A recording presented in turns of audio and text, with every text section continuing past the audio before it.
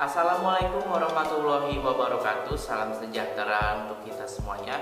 Oke, di video kali ini saya mau ngebahas tentang peraturan pemblokiran email yang kurang lebih sebulan atau berapa, ya mungkin ada 30 hari atau kurang lebih ya, yang akan dilaksanakan pada tanggal 18 April 2020. Nah, yang paling sering ditanyakan adalah nasib bagi mereka yang udah terlanjur membeli HP yang dikatakan tidak resmi Indonesia, umumnya yang ex Jepang, terutama Sony Xperia. Ini saya juga pakai daily driver, yaitu Sony Xperia XZ ya, versi Docomo ya. Semoga jelas di sini ya, ini yang versi Docomo ya. Dan untuk nasib kedepannya untuk handphone yang terlanjur dibeli sebelum tanggal 18 April 2020 sudah ada konfirmasi dari pihak pemerintahnya bahwa masih aman. Artinya kita yang terlanjur udah beli handphone yang tidak resmi di Indonesia, terutama ex Jepang, Docomo, Aosope, tidak hanya Sony, Samsung, Fujitsu atau Sharp juga ada, ataupun handphone yang tidak dijual di Indonesia secara resmi. Jadi nggak cuma buat handphone dengan paket bundling operator ex Jepang ini seperti Docomo, AOO, dan Shopee, tapi juga intinya handphone yang tidak dijual pasarannya di Indonesia. Jadi misalnya kita beli handphone iPhone atau handphone Sony atau handphone Samsung di Singapura atau di negara mana, pokoknya bukan di Indonesia kita belinya, terus kita bawa handphone tersebut di Indonesia, kita pakai di Indonesia. Nah, itu yang masuk juga dalam kategori ilegal gitu ya, kategorinya masuk dalam ilegal. Jadi nggak resmi atau pasar ini barangnya nggak dijual di negara Indonesia, itu masuk dalam kategori ilegal. So jadi nasibnya adalah masih aman, sudah ada konfirmasi dari pemerintahnya bahwa handphone yang sudah terlanjur beredar dibeli oleh masyarakat dan diaktifkan dengan SIM card Indonesia setelah tanggal 18 April masih aman dan tidak diblokir. Maksudnya apa nih SIM card yang diaktifkan ataupun handphone yang diaktifkan dengan SIM card? Oke, jadi gini, kalau kita punya handphone yang nggak resmi di Indonesia, nggak resmi Indonesia, terus kita beli sebelum tanggal 18 April 2020, lalu kita masukkan SIM-nya, SIM Indonesia seperti XL, XS dan sebagainya, lalu sudah terbaca sinyalnya, artinya normal gitu ya, seperti ini. Nah, sebelum tanggal 18 April 2020, nah ini masih aman. Jadi nanti tanggal 18 April 2020 ini gak bakal diblokir. Oke, saya ulangi. Jadi maksudnya yang kata diaktifkan dengan SIM card adalah handphone yang tidak resmi sebelum tanggal 18 April 2020 kita beli, kita pakai dengan aktifkan dengan masukkan SIM card Indonesia dan sinyalnya terbaca normal ya, sinyal data maupun sinyal seluler biasanya terbaca. Nah, ini setelah tanggal 18 April 2020 ini aman, gak bakal diblokir. So jadi peraturan ini menurut pemerintah dari konfirmasi pihak pemerintahnya adalah ya gak bakal diblokir. Jadi gak perlu khawatir nih, masyarakat gak perlu resah. Dan ya kalau memang seperti itu adanya, saya cukup lega sih karena ini handphone satu-satunya daily driver saya ya, untuk sehari-hari handphone saya cuma punya ini gitu, dan ini versi Docomo ya.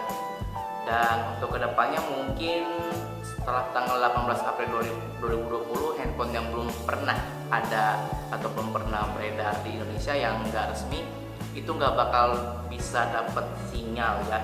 Jadi maksudnya diblokir atau dimatikan itu bukan berarti handphone yang dibuat mantau dari jauh, enggak gitu, karena ada juga yang salah memperkirakan atau salah nangkap, jadinya ada yang nangkep kalau handphonenya bakal dibuat mantau dari jauh. Enggak, maksudnya dimatikan itu adalah dimatikan secara sinyal aja, secara sinyal selulernya. Nah, jadi nanti kedepannya untuk tanggal 18 April 2020 nanti handphone yang telah beredar yang non resmi itu nggak bakal bisa pakai SIM card, dan SIM memang terbaca tapi sinyalnya nggak bakal ada gitu.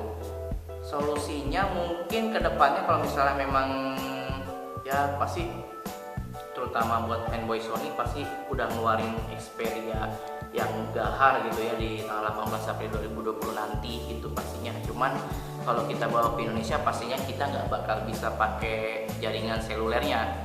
Jadi mungkin bisa aja kita tetap beli Tapi kalau misalnya kita mau pakai jaringan selulernya itu udah nggak bisa. Jadi ya jadi wifi only lah, jadi wifi only. Atau kalau misalnya kita pengen tetap menggunakan data selulernya, itu ya sebenarnya solusi termurahnya adalah kita pakai MiFi atau wifi portable. Jadi kayak Smartfren atau kayak Bolt gitu yang udah di unlock, Bolt udah nggak ada juga sih, atau Smartfren lah. Intinya kita punya MiFi atau punya handphone yang resmi kita jadiin supaya jadi hotspot aja, hotspot pribadi gitu. Jadi agak ribet sebenarnya. Terus kalaupun bisa menggunakan MiFi atau hotspot pribadi, kita juga perlu SMS dan telepon, dan itu memang agak jarang sih sebenarnya SMS dan telepon itu, karena kan untuk SMS dan telepon kita pakai seluler biasa kan, jaringan seluler biasanya gitu kan. Nah itu mungkin kalau misalnya kita punya hotspot pribadinya itu berupa handphone, ya kita bisa gunain sebagai handphone dan juga sebagai wifi portable ya untuk telepon SMS aja gitu. Karena ya beberapa kondisi SMS itu perlu gitu, misalnya kita untuk mendapatkan kode verifikasi dari yang kita daftarkan, misalnya daftar WA ataupun daftar Facebook ya, atau daftar situs apa gitu, karena memang beberapa masih menggunakan sistem SMS gitu ya, belum ada sistem WA ataupun sistem email. Jadi SMS dan telepon masih diperlukan untuk beberapa kondisi. Dan kalau untuk MiFi kita cuma bisa pakai jaringan seluler. Tapi kalau untuk MiFi sebenarnya jaringannya lebih bagus di MiFi sih sebenarnya, kalau nggak salah ya, tergantung providernya juga. Dan untuk pakai itu ya kita kayaknya agak ribet juga, karena misalnya MiFi-nya habis gitu, kita harus dicas dulu, kita nggak bisa pakai handphone kita buat internetan, kita cas dulu baru kita pakai. Atau ya HP-nya yang habis kita cas dulu gitu ya. Jadi intinya jadi kita harus bawa 2 device ya, atau 2 perangkat itu yang jadi bikin agak ribet gitu. Kalau misalnya kita beli MiFi, kita juga harus beli HP yang buat telepon SMS aja gitu ya. Kalau misalnya kita beli handphone ya, beli handphone Android atau handphone apapun itu buat bisa jadiin sebagai hotspot pribadi juga bisa, cuman kayaknya baterainya juga jadi lebih boros, karena kalau MiFi dengan HP iritan MiFi pastinya atau wifi portable gitu. Ada juga solusi kedua, yaitu ini saya nggak tahu, ada yang bilang nanti mungkin bisa di root dan kita masukin email dari handphone yang resmi ke handphone yang tidak resmi kita gitu. Itu nggak tahu bener atau enggaknya. Jadi tapi sayangnya kalau misalnya buat Sony Xperia yang UBL no itu nggak bakal bisa dioprek gitu ya. Dia harus yang UBL aja kalau misalnya mau coba dioprek gitu, tapi mungkin kedepannya itu resiko sendiri kalau mau di root dan dipasang email. Jadi berarti kalau misalnya kita mau pasang email, setidaknya emailnya kita harus punya satu handphone resmi yang emailnya terdaftar di Mandarin, terus kita ulang atau masukin di handphone yang tidak resmi kita mau jalan root gitu. Nggak tahu juga itu bakal berhasil atau enggak. Atau juga ada solusi juga, ini saya nggak tahu bisa atau enggak, atau ada juga yaitu dengan membayar pajak. Jadi kita misalnya beli handphone di luar atau beli handphone yang tidak resmi di Indonesia, kita bawa ke sini dan kita harus bayar pajak. Itu secara resminya ya kita bayar pajak itu dari handphone yang enggak resmi di Indonesia. Tapi kayaknya juga nggak bakal mahal. Kalau misalnya kita beli handphone 20 juta itu pajaknya bisa berapa gitu, apakah lebih dari harga unitnya ataupun setengahnya, seperempatnya, atau berapa, kita nggak tahu berapa hitungannya. Dan saya juga belum searching sih atau belum cari tahu berapa hitungannya kalau misalnya kita harus bayar pajak untuk handphone yang tidak resmi kita bawa ke Indonesia. Dan bagaimana nanti sistem dari pemblokiran email ini, apakah pemblokiran email ini tuh berjalan efektif, jadi menyeluruh handphone yang baru beredar di Indonesia setelah tanggal 18 April 2020 yang tidak resmi akan dimatikan semuanya secara jaringan seluler. Yang saya kurang tahu itu apakah efektif atau enggak. Mengingat juga sistem pendaftaran kartu SIM menggunakan eKTP atau KTP dan juga KK itu masih ada celahnya sedikit. Saya pernah lihat orang beli kartu dan mau daftarin kan harus bawa KK, tapi dia nggak bawa, tapi si penjualnya daftarin kayak nggak pakai KK, nggak pakai apa gitu, dia juga nggak pakai KK, dia nggak pakai KTP dia, dan berhasil didaftarkan. Berarti ada celah juga tuh. Jadi nggak tahu nanti buat pemblokiran email apakah safety banget atau nggak bakal bisa dibobol atau mungkin bisa dibobol. Saya sebenarnya setuju dengan ini sih, dengan pemblokiran email seperti, cuman ya memang kedepannya mungkin saya nggak bakal bisa beli handphone Docomo untuk langsung dipakai aja, karena harus beli unit lagi atau bayar pajak atau dioprek lagi supaya bisa inilah capek. Saya nggak tahu juga, karena saya cuma bisa sanggup beli yang ini aja gitu ya. Jadi kedepannya Docomo bukan lagi teman baik kita ya. Mungkin bisa aja kita masih tetap beli, cuman nggak bisa pakai jaringan seluler, bisa wifi only aja, atau mungkin kedepannya tadi solusi-solusi yang saya bicarakan tadi nggak tahu bisa atau enggaknya ya.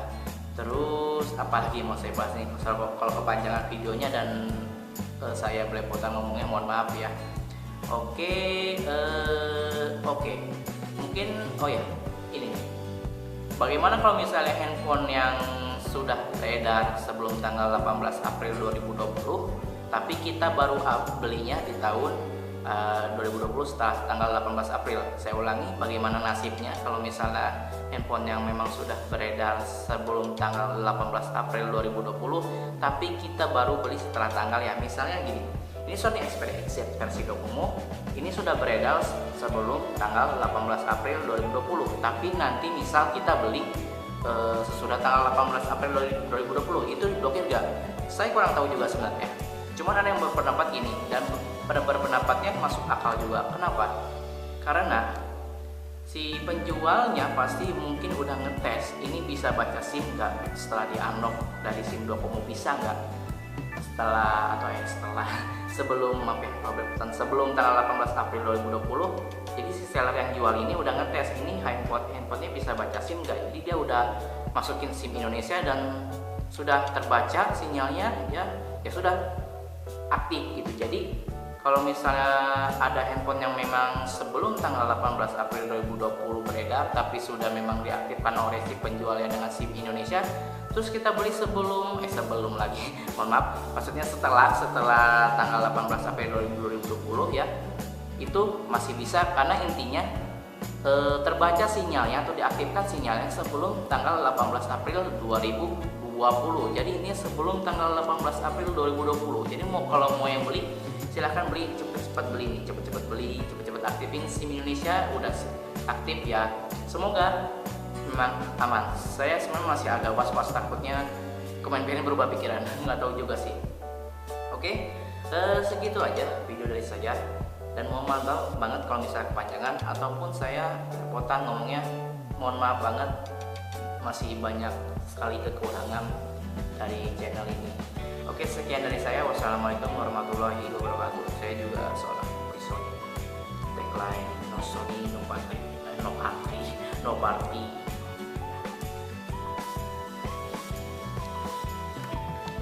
Buat kayak gini nggak kelihatan Docomo-nya ya. Bagus sih.